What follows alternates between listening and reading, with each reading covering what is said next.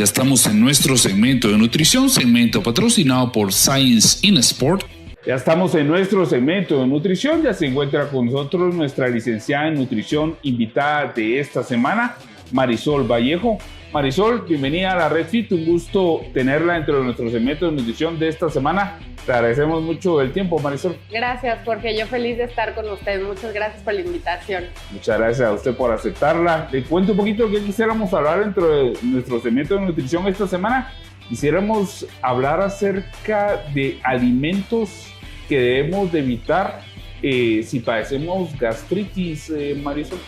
Sí, fíjate, Jorge, te cuento. Bueno, la gastritis se define como esta alteración de la mucosa del estómago a causa de infecciones o bacterias o hasta el mismo estrés. De ahí viene muchas veces este concepto que los pacientes mencionan de gastritis nerviosa o colon irritable o otros trastornos gastrointestinales.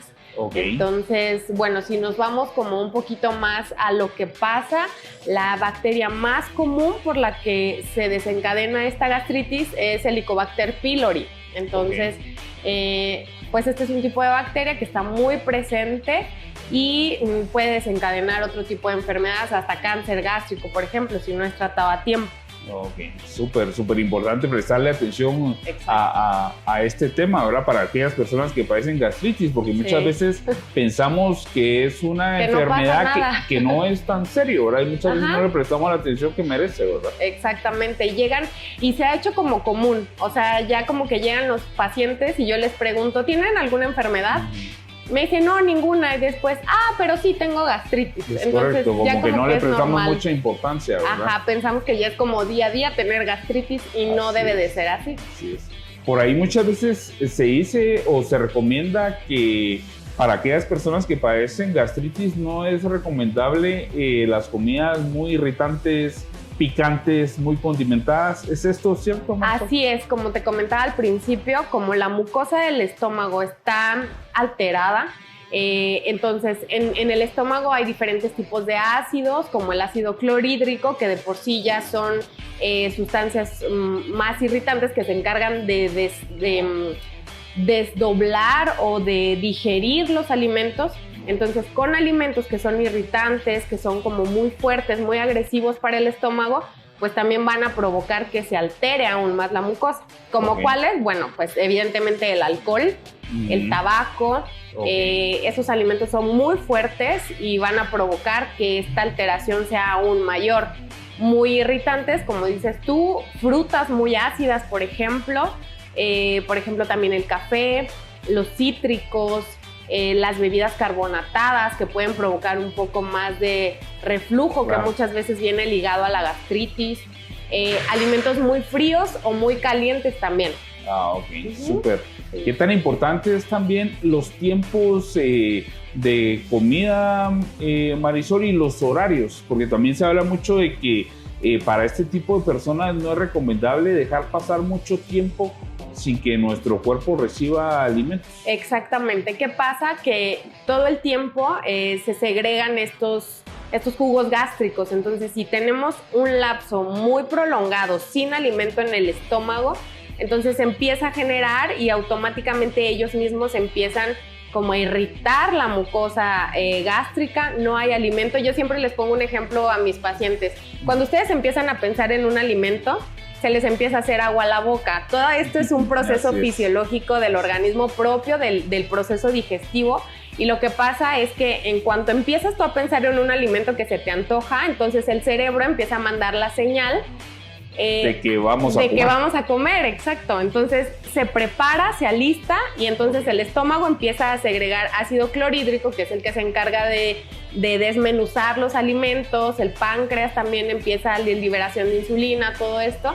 Entonces esto es normal, pero en pacientes que ya tienen una gastritis crónica, ¿qué pasa? Que entonces esos jugos gástricos empiezan a segregar, no hay alimento y empiezan como a quemar esta mucosa del estómago, y es totalmente contraproducente, es dañino. Entonces sí, como tú bien decías, es importante no pasar varias horas sin alimento para que no suceda esto.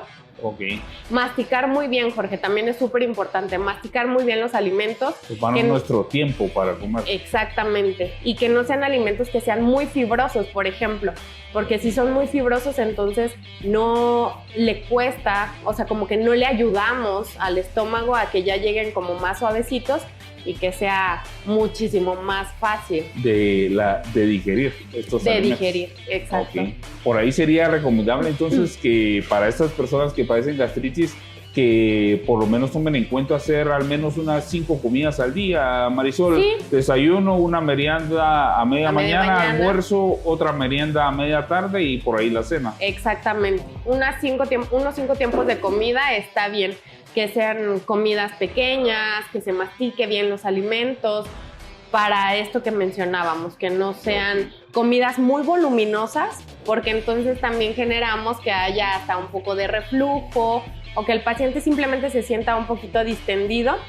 Y luego también me llegan pacientes que me dicen, bueno, es que tenía gastritis y después tuve síndrome de colon irritable, entonces el trastorno... Por ahí se va empeorando. Exactamente, y se vuelve una cadenita, entonces no es lo recomendable.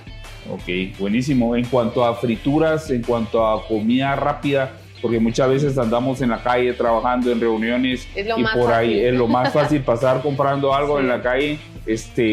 También, ¿qué tan recomendable es esto, Marisol? Siempre les digo, hay una serie de recomendaciones que son para todos, o sea, para ti, para mí, para los niños, para los adultos mayores, porque luego pensamos que por cierto padecimiento, cierta patología, es qué alimentos puedo o no puedo comer. Por ejemplo, pacientes con diabetes, qué sí puedo y qué no puedo comer. Yo les digo, hay una serie de recomendaciones como el estándar de oro para todos los pacientes. Entonces, en general, exacto. Les digo, no porque tú tengas esta enfermedad va a hacer que tú seas el extraño y seas diferente a todos los demás, no.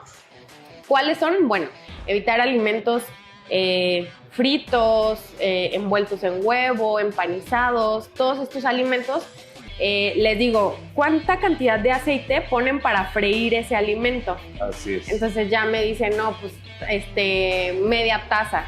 Y les digo, ¿y cuánto absorbe el pescado, el pollo, lo que frieron? No, pero es que se lo quito con una servilleta. Entonces les digo, no, exacto, eso no funciona. Entonces, lo ideal es que no sean alimentos fritos, que no sean alimentos envueltos en huevo, empanizados. Por ejemplo, Jorge, es muy común que a los pacientes pues, les gusta mucho el queso, por ejemplo, y hay quesos que son muy altos en grasa. Todos los alimentos se clasifican por sus características organolépticas o por características, por ejemplo, de macronutrientes. En este caso, por cantidad de grasa. Los quesos, por ejemplo, se clasifican en muy alto aporte de grasa, alto aporte de grasa, moderado aporte de grasa, bajo aporte de grasa.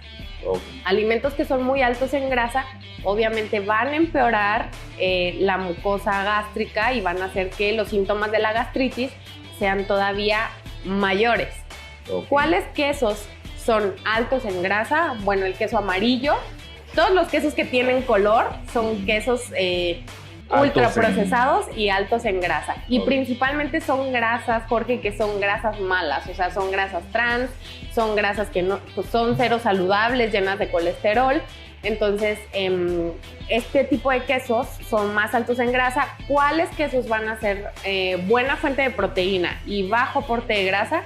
Bueno, quesos como el queso fresco, el queso panela, el queso seco, el queso de capas. Quesos blancos que son obviamente pasteurizados, pero que sí nos funcionan, ¿verdad? Entonces, en cuanto a eso, por ejemplo, leche, pues la leche entera tiene más grasa. Claro. Una leche deslactosada, descremada, tiene menos grasa, es la que menos grasa tiene. Entonces, todos los alimentos, siempre les digo, hay opciones, no hay que enfocarnos en cuál sí, cuál no, o que este es malo y este no, o sea, no, en todos hay opciones. Y en todos podemos encontrar una buena alternativa. Pacientes con gastritis, por ejemplo, todo este tipo de sodas, bebidas carbonatadas, bueno, pues pueden alterar más hasta que haya un poquito de reflujo, de regurgitación, este sentimiento de llenadura. Entonces, pues obviamente no va a ser benéfico para el paciente. Otros alimentos que no van a ayudar a la gastritis, bueno, también son chorizo, tripa, longaniza, todas estas vísceras que aparte luego las venden fritas y pues ya ahí va la cantidad de grasa mayor, ¿verdad? Ok, súper. Sí. Pues un gusto el haber estado compartiendo con usted el segmento de nutrición de esta semana, Marisol. No, yo encantada. Si nos pudiera mencionar cómo aparece en redes sociales para que las coloquemos ahí en pantalla. Sí, yo estoy como @nutrióloga Marisol Vallejo, estoy @nutrióloga Marisol Vallejo, así me pueden encontrar.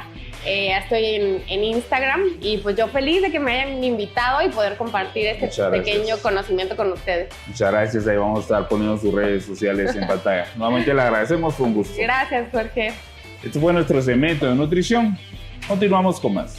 Este fue nuestro segmento de nutrición, segmento patrocinado por Science in Sport, Fueled by Science.